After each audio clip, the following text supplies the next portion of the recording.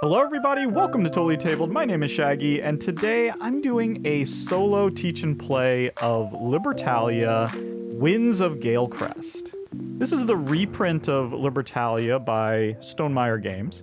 Now when you're setting up the game, you just want to set it up as if it were a two-player game with a couple of exceptions. For one, you're not going to use the midshipman tile.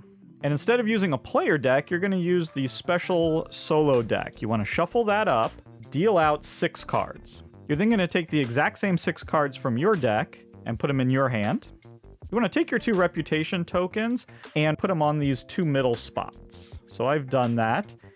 You then want to fill out the reputation track randomly, and that's going to give you your starting money. Because I have slightly more reputation, the further you are to the right, the more reputation you have. Because I have a little bit more, I only get 9 money. The AI opponent gets 10. You also want to take these 4 loot tokens. They have the autumn symbol in the lower right, and you want to place them out here. And you want to randomly take out 3 loot tokens per day, just like you would in a 2-player game. I find it helpful to order each day's loot tokens according to this loot priority list that's on your player aid. That's just going to make it a little simpler to run the AI. And there we go. I think we're all set up and ready to play. The game takes place over 3 voyages, and each voyage you're going to have a certain number of days where you are looting islands. We're pirates, right? So in the first voyage is going to take 4 days, then your second voyage will be 5 days, and your last voyage will be 6 days. And for each day, we're going to be fighting over the available loot. Some of the loot's good, some of it can be bad, and we gain that loot by playing out these cards. If we look at the first day here, we have 3 loot tokens. We have a chest and 2 barrels. And down here, it shows you exactly what those loot tokens are worth. So you can see here, the chest is, this anchor means at the end of the voyage. So at the end of these 4 days, that chest is going to be worth 5 money. Well, that's really good, especially compared to this barrel, which will give us a reputation gain right away, but then at the end of the voyage is only worth 1 money. We're leading in reputation anyway, so I think we really want to go after that chest. Well, how are we going to get it? Well, the higher number card you play, the more likely you are to get to pick the loot first. And so if we want to get that chest, we want to make sure that we're playing the highest card that we can. So let's look at these cards, and let's just look at the higher ones for now. We can see right here our highest number card is the 38, the first mate. And each of these cards has a little bit of a special ability. So here it shows that, immediately when we play the card, we're going to lose 1 money for each character in our ship. Well, these cards in our hand are not in our ship. As we play them, they will come into our ship. So right now, playing this early is good because we won't lose any money. We have nobody in our ship. And I've designated this little area here for placing our cards in our ship. Then it has the anchor symbol, so that means at the end of the voyage, we're going to gain a coin for each character in your ship. So this is a great time to play the first mate, actually. I think that's probably what we're going to do. But let's look what else we have here. Another high card we have is the Surgeon. And this says right away, you're going to return a character from your graveyard to your hand without revealing it. So this is our graveyard. Characters can die due to various effects, and we put them here. And so this Surgeon would let us sort of heal them, resurrect them from the graveyard and bring them back into our hand. This is not a card that we'd really want to play right now because we have no one in our graveyard. And let's just look at the top man. That moon symbol means at the end of every day of this voyage, this will happen. So it says gain 4 money, then lose 1 for each character in your ship. Wow. So playing this top man early means that we'll get that over and over again. So that could be something that we want to play. And in fact, maybe we want to play that now and save our first mate for day 2, where there's another chest. I think that's a good idea. So we're going to go ahead and we're going to play our top man this day and hope that it's the highest. But even if it's not, still be okay. After you play your card, then you take the top card from the solo deck that you've gotten all shuffled up and you flip it over to its pilferer side. The pilferer is sort of a third character who isn't collecting loot, isn't scoring, isn't on the reputation track, really isn't doing anything except to get in the way by taking loot tokens. So all you do is you flip it up, and based on its number, you're going to put it out here on the island.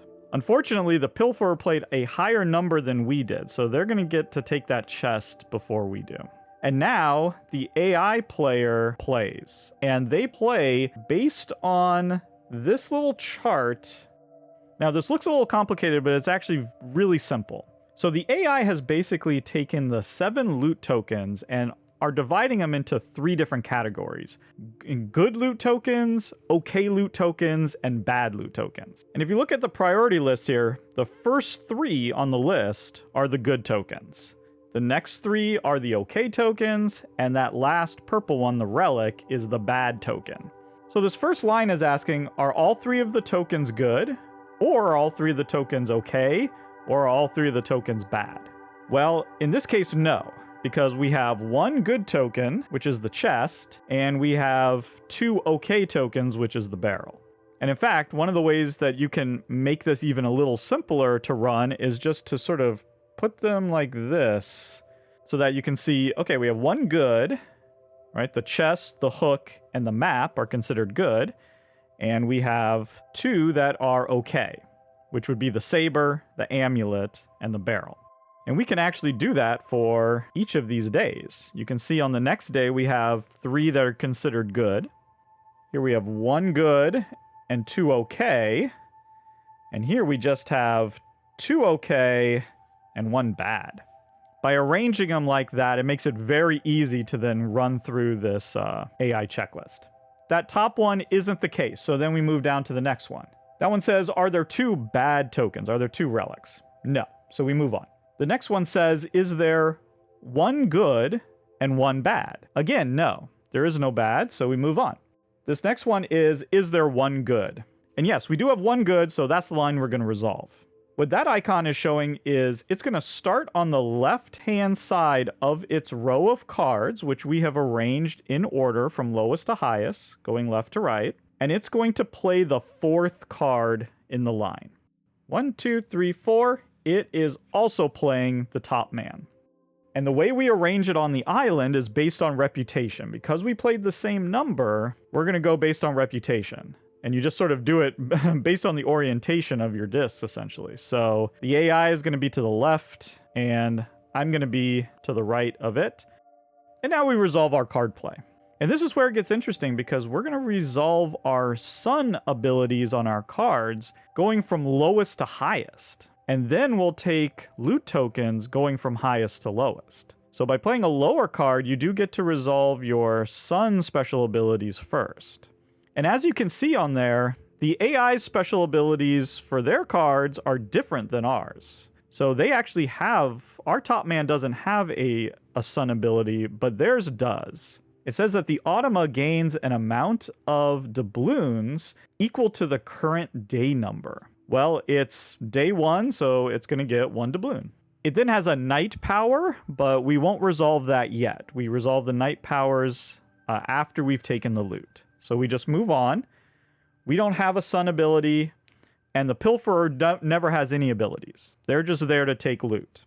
So we've gone this way, resolving sun abilities. Now we're coming back this way, taking loot. The pilferer goes first because they play the highest number, and they're just going to take loot based on the loot priority list. So number 1, they're taking that chest, and it just goes back into the bag. They don't keep the loot. They're not scoring the loot. They're just messing with us. Now it's our turn. We get to select. Doesn't matter. They're both the same. And then the AI takes their loot.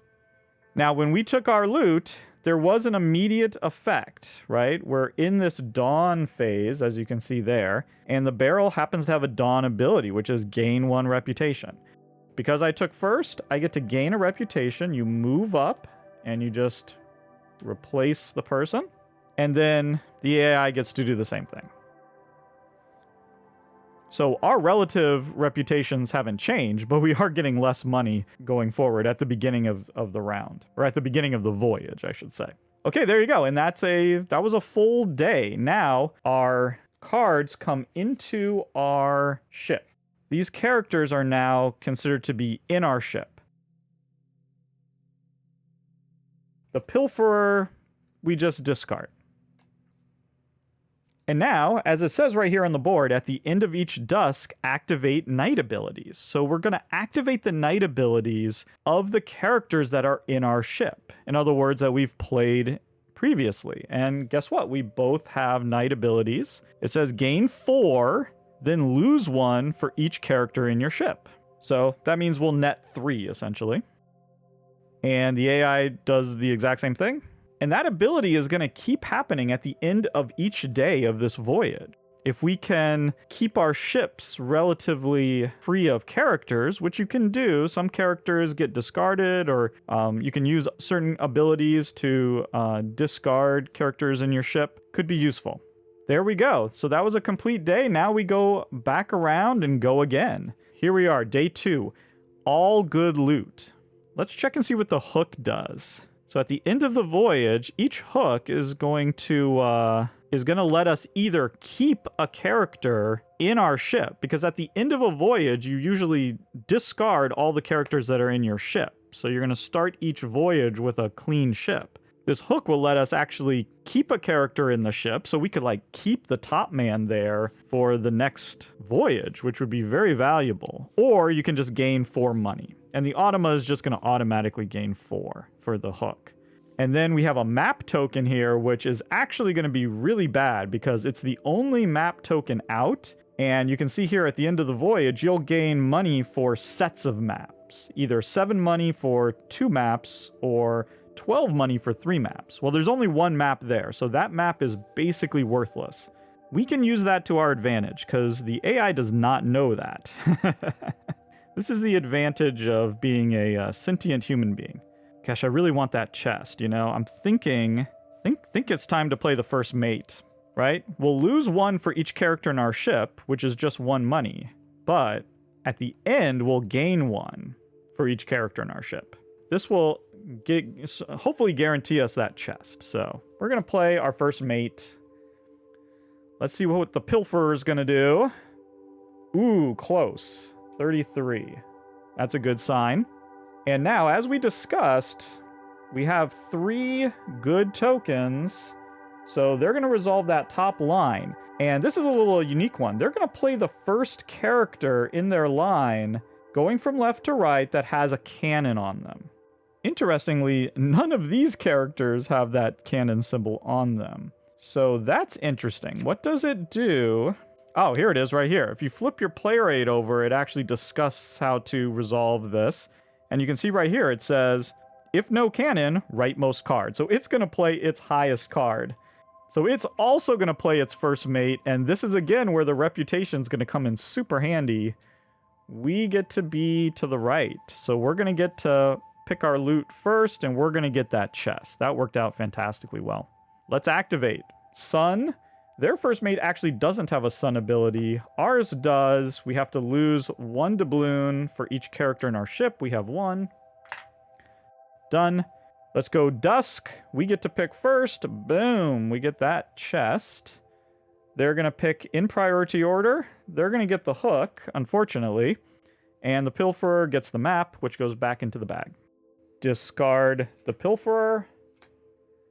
And those cards go into our ship. Now we activate night abilities. We each have a night ability. We gain 4, then lose 2. We net 2 doubloons. I'm of course using my poker chips here. The game comes with cardboard tokens.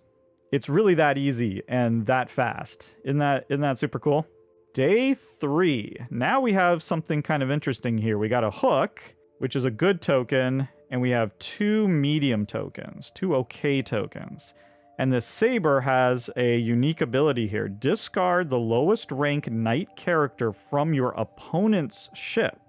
If there are none to discard, then you just gain 3 doubloons, and that happens in the dusk phase. So right when you take the token, you're going to activate that ability, and that's a really good one for us to activate. That would kill their top man, so they'll stop getting that income. Yes, indeed.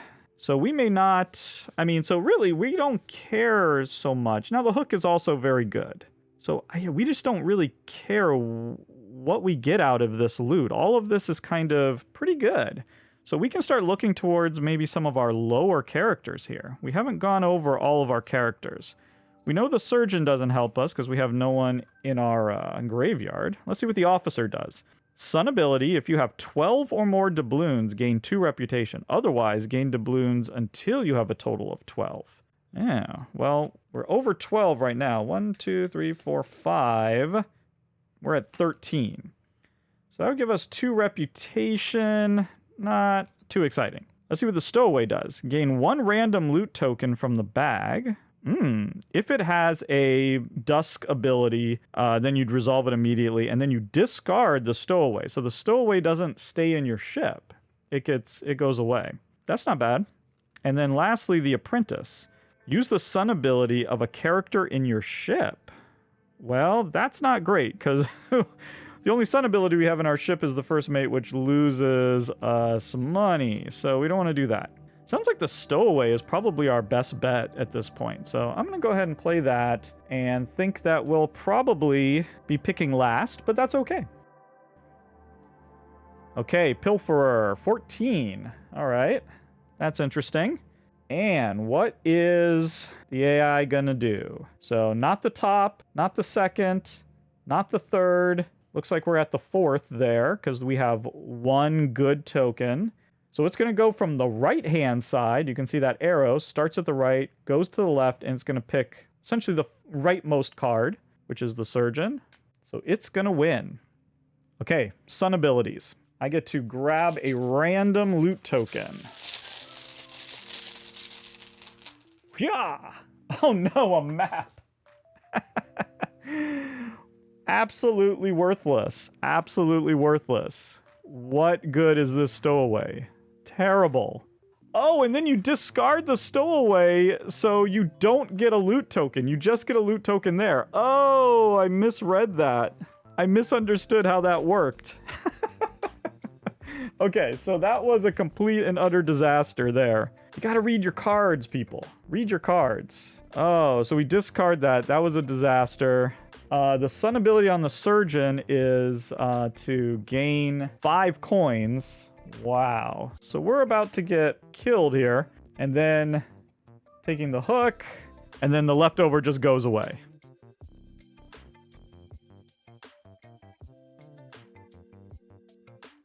Discard the pilferer. I'm just going to go like that for people in the ship there. So they're just gaining 1 from their top man. 4 minus 3. The stowaway isn't in our ship. It's been discarded. So we're still getting 2. That was a disastrous play. But at least, you know, at least the AI didn't get the saber and kill our top man. So a little bit good happened there. And now we're down to our last day. The amulet gets us 3 coins, and we definitely don't want to get the relic, because the relic will lose you 3 coins at the end of the voyage. So maybe we should play high. The surgeon doesn't do anything for us. The officer at least gain... No, we're going to play the surgeon so we can try to avoid the relic at all cost. Okay, pilferers below us. That's good. Not the top row, not the second, and not the third, because there isn't a good token. Not the 4th. We're all the way down here to the 5th one. There is 1 relic, so it's going to take the rightmost card, but it's played all its high cards, so guess what, sucker? You're getting that relic, my friend. Okay, let's resolve. Boom. Okay, well, they definitely have more than 12 doubloons, so they're going to gain 2 reputation. 1, 2, everything slides down. And our surgeon, that special ability doesn't help us because we don't have anybody in our graveyard. Okay, now we're coming back this way. I'm first. Now, I'm going to take the amulet. And okay, do I want to take the barrel and gain a reputation? No, I'd rather have the amulet, I think, and just get the 3 money. The pilferer is going to take the barrel, so that's fine. So we'll do that. Pilferer gets the barrel. And enjoy the relic.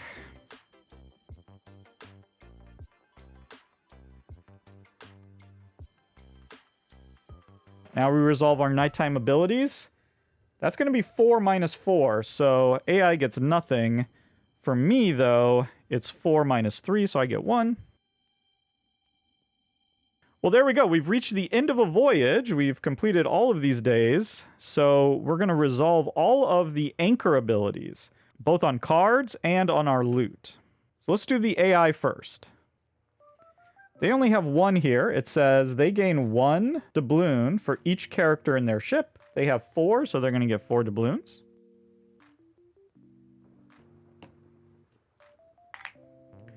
They have this barrel that gets them 1.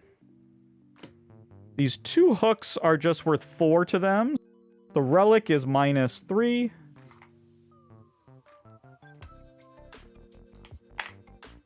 For us, we also gain 1 doubloon for each character in our ship. We have 3. We have the chest with this 5. Barrel is 1. Amulet is 3. That's 9. Map is worthless. 1, 2, 3, 4, 5, 6, 7, 8, 9, 10. So we ended the voyage with 28 money.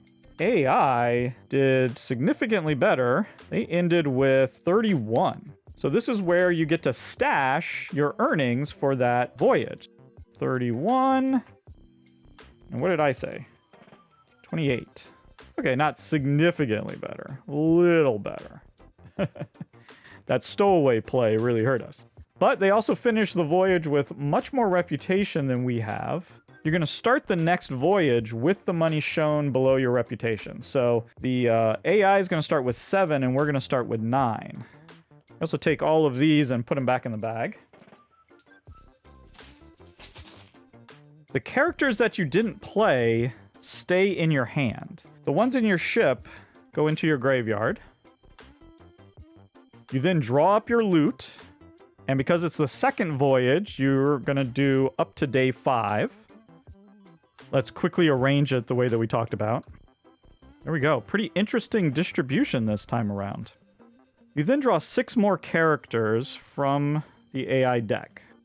You're going to lay them out in a row like before, but we're also going to take those exact same 6 cards and add it to our hand. But as you can see, we've kept slightly different cards from last time, so we won't have the exact same hand. Right? Depending on which cards you played last round or how you use the stuff, you might be able to have quite different hands. And then we just do the exact same thing that we just did, going day by day, playing exactly the same way. At the end of the second voyage, we would add whatever money we got into our stash. Then we do a third voyage that would be 6 days long. Same exact thing. Add our doubloons to our stash, and then whoever had the biggest stash at the end of 3 voyages would win the game. And there you go. That's how you play Libertalia in the solo mode. Thank you so much for watching, and goodbye.